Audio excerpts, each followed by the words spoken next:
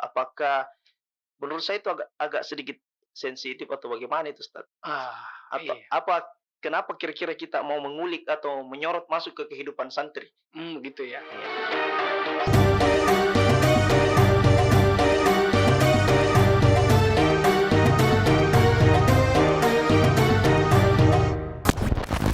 Bismillahirrahmanirrahim. Assalamualaikum warahmatullahi wabarakatuh. Ya, Waalaikumsalam warahmatullahi wabarakatuh.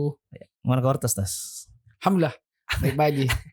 Kita ya? Alhamdulillah. Lama ndak ketemu ya. Lama Tas.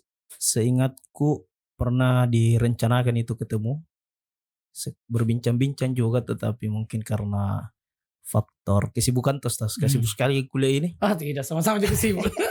Saya lihat di Facebook di mana eh, luar biasa ini sebentar. Cuman Amin. yang saya jarang lihat sekarang itu eh vlog Tas di YouTube. Bagaimana kabarnya YouTube tak sekarang? Alhamdulillah untuk sementara saya sebenarnya istirahatkan. Tapi Oh, dalam rangka saya masih tetap upload kalau seandainya ada pesantren yang ingin dijadikan sebagai lahan untuk dakwah, iya. saya siap. Apalagi kedatangan saya ini adalah salah satu berkah bagi saya Iya. untuk upload gitu ya. Oh, iya. Karena gini, saya jarang mengupload lagi karena semenjak saya sudah tidak di pesantren, maka tentu dalam hal, eee, apa ya, eee, objek sudah tidak ada. Iya. Jadi mungkin saya untuk sementara saya istirahatkan dan suatu saat kalau saya punya pesantren, saya berharap, bercita-cita ya, Iya. saya baru buka kembali, tapi tidak menutup kemungkinan saya akan, Iya.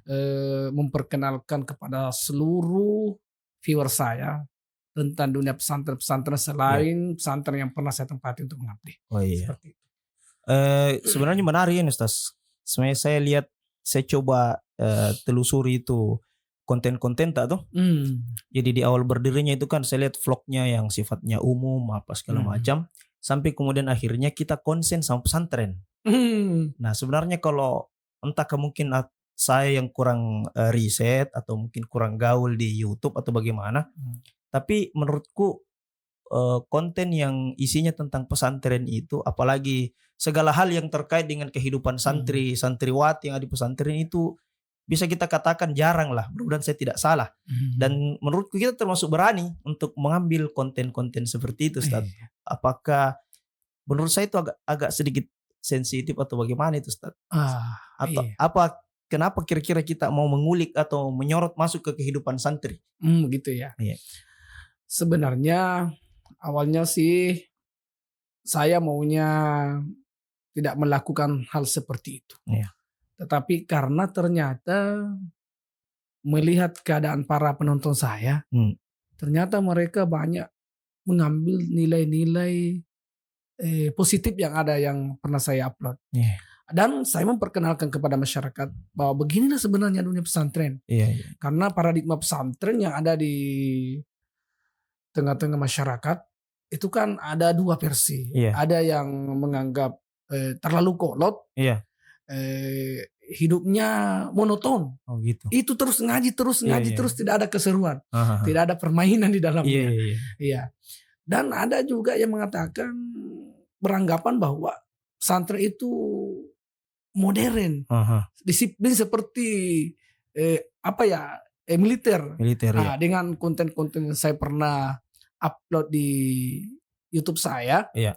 maka saya memperkenalkan kepada masyarakat Iya. betapa indahnya Iya. dunia pesantren. Oh, gitu ya. Karena bukan hanya dari segi ngaji tok terus, Heeh. tetapi mereka itu mendapatkan nilai-nilai keseruan di Iya. dalamnya. Salah satunya persahabatan yang tidak pernah kita Persahabatan. lupakan. Iya. Sampai kita mungkin kembali di hadapan Allah Subhanahu wa taala Iya. nanti, seperti itu. Cocok, Ustaz.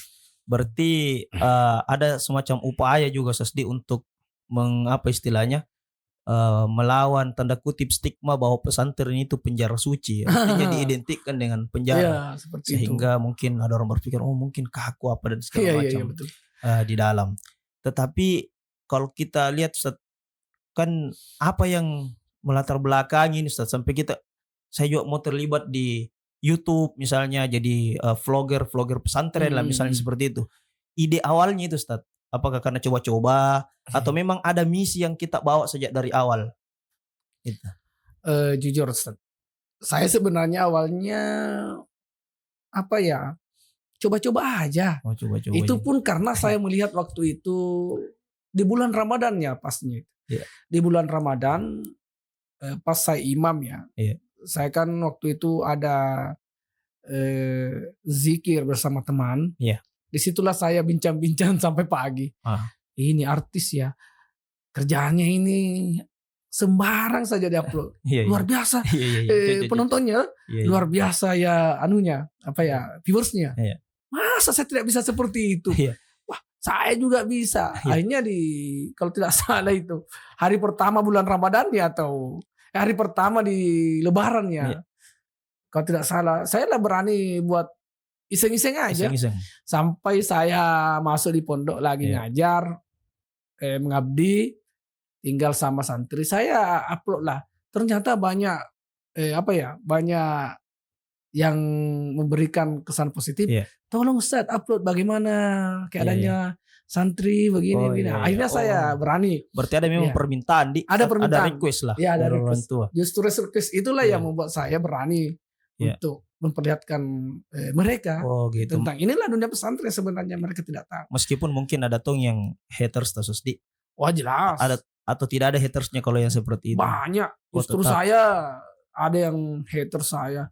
Ini Ustaz gila. Apa ya?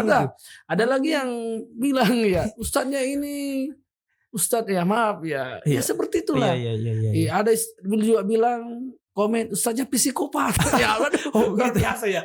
Tapi macam-macam. Ngeri-ngeri juga. Tapi ternyata di suatu waktu saya tersadarkan bahwa ternyata haters itulah yang membuat sebenarnya kita naik.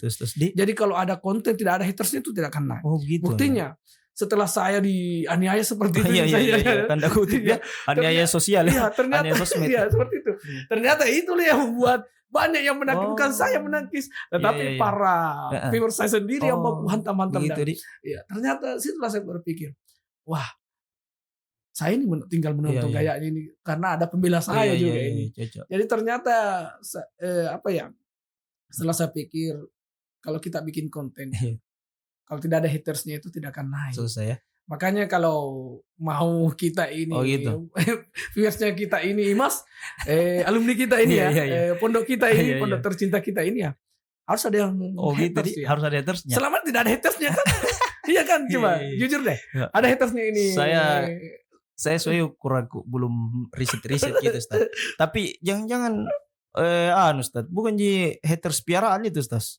Artinya kita istilahnya pelihara hatersnya, setelah itu dilepas untuk bikin ramai apa segala macam. Tapi perlu digarisbawahi Ustaz. Siapa yang mau haters Ustaz? Kalau misalnya saya pelihara haters ya. Kira-kira kalau saya pelihara haters, tentu yang saya pelihara ya dari kalangan santri saya sendiri. Tapi kira-kira mereka mau nggak? Atau alumni saya mau nggak? Pasti tidak mau kan? Kita doakan itu, ya kan? Jadi memang haters itu sebenarnya tidak disetting, asli. Iya. Tapi menarik itu Ustaz sebenarnya. Saya kuakui tongki ya Ustaz. Gitu ya. Kuakui dan koapresiasi Ustaz. Luar biasa karena satu hal yang yang menurutku bisa dikatakan berani untuk mendobrak satu sekolah. Bahasa kerennya begitu. Bahasa kerennya begitu Ustaz. Tapi kalau memang saya lihat agak bukan agak sih, tetapi memang konsisten dalam istilahnya dalam dunia pesantren. Saya lihat kan kita pernah nyantri. Kemudian setelah itu kita buat YouTube yang juga kontennya tidak jauh dari pesantren, menyorot kehidupan santri dan pesantren beserta dinamika di dalamnya. Kemudian sekarang kuliah flyer-flyer tak menyebar di mana-mana. Sekarang kita jadi pimpinan pondok. Iya betul. Ya, alhamdulillah. Pondok apa ini Ustaz? Sedang kita bangun.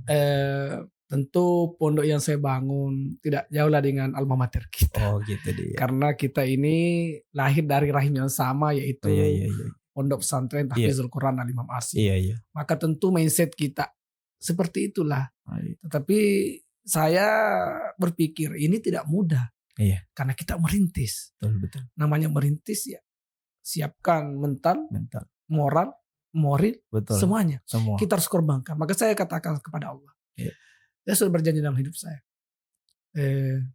Semoga di akhir tua saya, inilah yang menjadi ladang saya untuk kembali di hadapan Allah. Saya tidak pikir apa. Saya tidak berpikir untuk menjadi orang kaya dalam kehidupan saya. Saya hanya berpikir bagaimana melahirkan santri-santri yang manusiawi dan manusiakan manusia. Karena sekarang gimana ya? Saya kasihan. Saya berbicara dalam hati saya karena agak sedih. Kasihan sekarang pesantren-pesantren itu banyak larinya ke bisnis lagi. Tidak menjadikan lagi santri itu memanusiakan manusia. Contoh, di era Guru Tambok Dalek dulu, mereka mampu melahirkan ulama-ulama yang luar biasa. Lahirlah para guru semua yang kita kenal sampai sekarang. Taulah seperti contoh Guru Pase. Guru Kiai Muhammad Fasim Mustafa, pimpinan Pondok Dede Ita Kalasi Al-Ikhlas. Saya bersama beliau, yang membuat saya salut, selama beliau menjadi pimpinan pondok, tidak pernah meninggalkan kami berjamaah 5 waktu.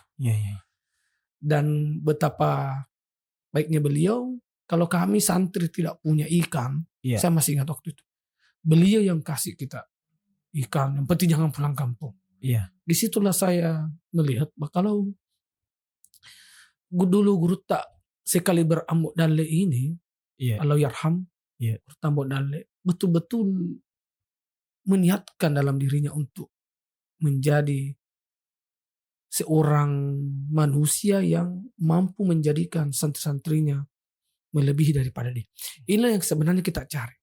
Bagaimana kita mendidik santri, kita menjadikan santri kita manusiawi. Karena ini yang hilang. Sekarang buktinya kita lihat pondok-pondok sekarang. Betul. Pondok-pondok sekarang, maaf, saya tidak menyoroti, saya tidak menyoroti pondok. Sekarang itu pesantren, coba lihat, ujung-ujungnya bisnis. Beberapa ya Ustaz. Beberapa. Kita garis bawah. Garis bawah, maaf. Terima kasih. Beberapa. Tapi kalau Mas alhamdulillah tidak seperti itu. Ya inilah sebenarnya yang menjadi kasihan. Akhirnya anak yang tamat apa? Pikirannya kita banyak bayar banyak. Ujung-ujungnya begini. Nah, mereka apa yang didapatkan? Dia tidak dapat sesuatu dari ustadznya. Karena ustadznya juga terkekan dengan aturan pondok yang berbasis bisnis. Nah, tetapi kalau kita mengacu kepada pondok-pondok yang klasik yang ada di seluruh Indonesia dari Jawa sampai pesantren Mangkosok dahulu, saya yakin alumni kita mungkin tidak sehebat, tidak dari luar negeri Mundo, tidak dari luar negeri sekolah, tetapi dia mampu melahirkan manusia-manusia yang melebihi daripada sarjana-sarjana luar negeri. Seperti itu bagi saya. Artinya semacam kayak melahirkan generasi yang generasi pelanjut yang lebih tangguh mungkin, begitu bahasa kerennya sedikit. Iya, seperti itu. Berarti bisa dikatakan salah satu upaya AT ini melawan kapitalisasi pendidikan. Seperti mungkin itu. Bahasanya seperti itu. Tapi saya lihat gerakan TAI ini yang menurut saya sangat konsisten, bahkan bisa tidak berlebihan lah kalau saya bilang bahwa di setiap tarikan nafas TAI itu ada semacam kayak gerakannya yang gerakan-gerakan TAI itu apa istilahnya, punya kaitan besar dengan pesantren. Kalau saya lihat itu tidak lepas daripada rekam jejak yang mungkin sejak dari kecil hidup di pesantren, apalagi kita mulai lagi nih. Mungkin teman-teman tahu gitu, alumni Imam Asim baik yang ketemu dengan kita sesama. Saya kan sebenarnya tidak sesama dengan kita. Tidak sesama Kak. Saya kira sesama nih. Masalahnya kita bisa tuh. Kita akrab tuh. Iya, maksudnya artinya saya masuk 2006, kita sudah tidak ada. Saya sudah khatam 2005. Tetapi kisah-kisah itu tetap menjejak di setiap sudut-sudut pondok itu, Ustaz. Sampai akhirnya kita kenal yang namanya Ustadz Hanafi, yang jargonnya sampai hari ini, maksudnya dengungnya sebagai santri yang paling rajin mengaji itu Itu belum ada yang pecahkan, Ustaz. Alhamdulillah. Saya sebenarnya sebentar punya kisah menarik tentang itu, Ustaz. Tapi saya mau tahu dulu, Ustaz. Sebenarnya kita kan awalnya di Takalasi mondok. Terus kemudian kita akhirnya setelah mungkin dari situ kita hijrah ke Tidung dan menghafal di Tidung. Tetapi menurut informasi yang sering ceritakan teman-teman kan tidak ada waktu itu. Bilang Sasana Hapi itu dulu waktunya di Takalasi. Jenggo itu artinya dia tontolo. Nah, pokoknya di mana ada perkelahian ada tongi bedeng Ustaz Hanapi. Sampai kemudian akhirnya karena saking anunya mi bedeng itu susahnya dikendalikan. Saya tidak tahu bagaimana proses mungkin sebentar kita cerita sampai akhirnya Guruta itu Ustaz mewariskan satu songkok ke kita itu, dan akhirnya itu yang kita bawa pergi menghafal dan tidak pernah lepas. Mungkin itu barangkali Ustaz bisa dibagi kepada teman-teman pendengar atau mungkin alumni-alumni lah yang mau tahu bagaimana perjalanan itu Ustaz. Luar biasa. Apa saya kisahkan ini? Iya itu tentu. Ustaz. Saya harus kisahkan dulu. Saya sebenarnya ini sudah jenggo ya? Iya, jenggo. Jenggo lah begitu bahasanya. Saya tidak tahu juga bagaimana membahasai jenggo, tapi itulah. Saya sebenarnya ini dimasukkan di pesantren sama orang tua saya ini sebenarnya mungkin tidak jadi seorang ustaz lah. Oh begitu. Cuma ingin disadarkan. Iya, cuma ingin disadarkan. Artinya? Karena saking nakalnya saya di kampung ini. Saya ini dikenal di kampung lah pimpinan prema. Panglima perang. Iya, gimana? Sampai maaf sayanya sedikit melenceng ya. Ada kemarin sopir trek ya, bawa semen. Itu hampir menabrak saya waktu saya nyebrang tuh ke mobil trek ini. Karena saya sudah seorang ustad. Saya tidak mungkinlah saya gertak. Saya kan bukan lagi seperti itu dahulu. Jadi saya mengatakan, Pak, kalau bawa mobil pelan-pelan, dia mau turun, dia turun. Kan saya pakai helm. Jadi ketika dia mau buka pintunya, saya buka juga helm saya. Betapa kagetnya sopir. Wih, kita bos. Saya pala pupur, saya tidak kenal. Kau itu. Satu geng dulu kamu? Iya, anak buah saya. Anak buah saya. Luar biasa. Anak buah saya. Ketika istri saya bertanya, kenapa tadi itu orang begini Bapak? Maaf, jangan anak buah aku. Luar biasa. Ibu istri saya sampai sekarang percaya kalau saya pernah menjadi seorang prema, pimpinan prema. Artinya masih menjadi rahasia ini. Iya, saya memang banyak pasukan, Ustaz. Waktu saya SD saja itu pasukan saya banyak. Tidak ada berani ganggu saya. Ya, saya suka berkelahi dan saya memang belajar silat begitu. Silat ya. Istilahnya saya silat. Roda gila. Ya saya tuh roda gila itu yang mana? Bukan roda gila namanya itu. Ya itu dulu ya. Itu dulu. Karena saking nakalnya saya ini selalu berkelahi. Di tetangga-tetangga itu semua datang di rumah saya. Mengadu loh. Ramadan apa. Pokoknya orang tua saya itu apa dia bilang? Setiap datang orang tua Mak Jallo, kau saya cari, kau saya pukul anaknya. Padahal bukan saya pukul, bukan saya, anak buah saya. Oh, anak buah saya yang pukul di sekolah. Tapi saya tidak pernah pajak orang ya. Iya, tidak pernah. Alhamdulillah tidak pernah pajak. Saya banyak teman ya. Banyak teman. Akhirnya begitulah. Selalu begitu. Mungkin di suatu waktu adalah tamu yang datang. Karena itu tamu pernah saya buru. Diburu apa maksudnya? Pakai badi. Karena orang tua saya kan menjual kelapa. Ada tamunya dari Batu Besi tuh. Iya. Saya kan tahu tempat badinya orang tua. Waktu itu saya tidak dikasih uang sama orang tua. Saya marah-marah lempar kiri kanan itu rumah. Pecah itu kaca. Saya bawa badi. Tidak dikasih ke uang tuh gitu seperti itu. Akhirnya apa ya lucu. Bilang itu orang yang sahabatnya bapak. Kasih masuk di pesantren itu. Bawa itu rumah koso itu. Karena rumah koso terkenal.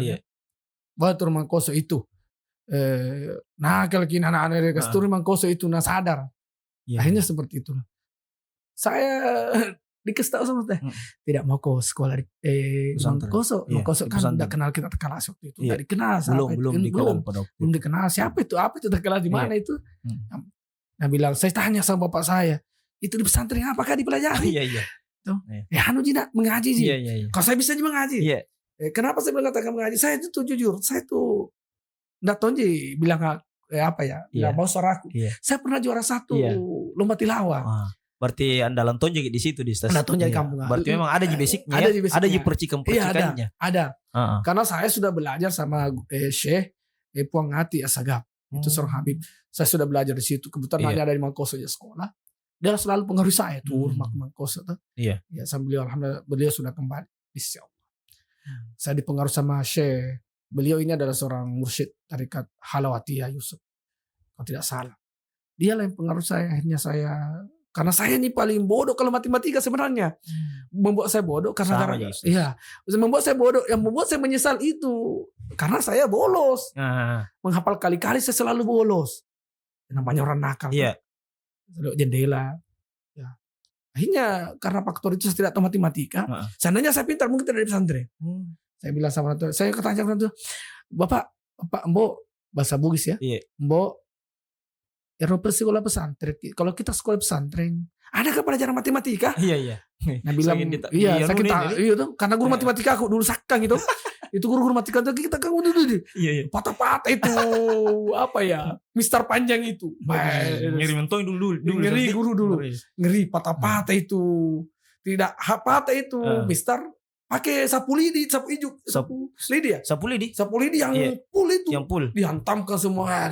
Tidak pernah tahu orang tua. Tapi tidak macam aja gitu. Tidak pernah. Kita itu bukan generasi ceng-ceng seperti sekarang kan. Ya kan? Saya bilang sama orang tua, Pak, Mbok, Pak, ada kan matematika itu pesantren? Tidak ada, mengaji jadi kerja di situ. Kalau mengaji mau aja saya kalau mengaji. Iya. Dapat tidak ketemu ini guru matematika. Ini karena sakang-sakang. Ternyata saya di prank. Masuk di pesantren dapat lagi guru matematika sakang. Sampai saya merayap di bawah bangku. Waduh. Luar biasa. Tapi sejenggo-jenggonya gitu. Terus udah pernah jalan guru tadi? Udah pernah. Kalau dia bilang itu kuliah itu dengar cerita tuh tadi sampai sopir truk itu anak buah itu harusnya banyak ada bagus sekarang Pak. Jujur. Tapi tidak pernah sama sekali tolong guru tak? Tidak pernah. Mungkin itu percikan berkahnya dari situ Ustaz. Jadi luar biasa ya Ustaz. Dan saya jujur saya di pesantren termasuk jenggo. Tetapi tidak ada satupun pengajian saya tidak pernah tinggalkan. Berarti saya rajin belajar pelajaran nahu Pak. Iya. Saya masih ingat diajar guru tak. Saya masih ingat kelas 1 sana itu sudah 3 kali tamat lah. 4 kali tamat jurumnya saya. Saya rajin. Meskipun saya tidak paham waktu itu ya. Belum paham ikut saya. Karena saya tidak mau lagi mengulang kesalahan kedua kalinya. Kesalahan tidak tahu matematika. Tidak mau lagi mengulang. Makanya saya tidak mau dalam hidup saya menyesal. Betul. Saya lakukan itu. Saya belum saatnya sudah belajar mutammimah. Saya ikut lagi pengajian meskipun tidak mengerti. Sudah Isya bersama Ustaz Samirul Mukminin ini. Ya sahabat saya itu dari dulu. Andalan beliau. Iya, beliau itu sahabat saya. Satu kamar, satu baju, satu piring berdua. Sahabat saya itu tahu betul saya. Ikut lagi Syarah Ibnu Akil. Yang notabene kita masih sanawiyah, masih kelas berapa? Nah, masih belum mengerti itu. Karena kita berpikir waktu itu demi mendapatkan berkahnya guru. Biar kita tidak tahu kalau kita selalu datang. Meskipun saya belum tahu apa-apa. Saya hanya mengikuti, menghafal itu jurumiyah, saya hafal itu. Nanti ketika saya baru paham ketika masuki aliyah. Tapi gejolak tak di luar pondok waktu kita jadi pimpinan apalah tanda kutipnya waktu kita masih nakal-nakalnya di luar itu kan akhirnya kita masuk di pondok ini Ustaz. Apakah rasa-rasa itu gejolak kenakalan itu masih ada waktu kita masuk di pondok? Masih ada. Masih. Saya pakai baca-baca juga. Jujur, saya itu menuntut ilmu itu, ilmu laki-laki Pak. Dulu ya. Ilmu apa ya? Ilmu namanya orang berkelahi bagaimana? Betul. Sudah jadi rahasia umum itu. Iya, rahasia umum. Dulu ya. Ya seperti itu. Ternyata saya turun di pondok berkelahi lagi Pak. Tidak, baru saya diantar Pak sudah berkelahi dengan senior. Saya kelas 1 sanawiyah sudah berkelahi dengan kelas 1 SMA. Ngeri-ngeri juga. Iya. Dan banyak korban saya Pak hampir kena badi. Bokeh badi Ustaz. Iya. Saya tuh badi saya ditangkap ada 2 itu di pesantren itu dulu ya. Masih saya belum sadar. Dan akhirnya Ustaz kita temukan satu hal yang unik, bisa dikatakan merubah alur cerita perjalanan hidup ini Ustaz. Sampai akhirnya kita putuskan ke Tidung dengan membawa itu bagaimana itu Ustaz? Awalnya saya ini itu berkelahi ya. Saya ini berkelahi. Tuk. Karena sering berkelahi, sering masuk di kantor rumahnya Gurta. Iya. Gurta Fase waktu itu. Gurta bilang, "Wede, iya kok sih selalu lu kau berkelahi nak. Kau lagi." Tapi apa saya bilang, ini kayak ada membuat saya berkelahi. Saya dipajaki, kamu harus masih sering dipajaki ya. Dana tahu gitu senior. Iya, dana tahu. Jadi saya bilang, kalau saya ini dipajaki terus, mau mendap selesai tambah semua. Mau lagi mendap dan dikasih janji Kak. Iya. Sini kado, ku terima kok. Bilang Gurta ini, ku terima, ku kembali kalau. Dengan catatan?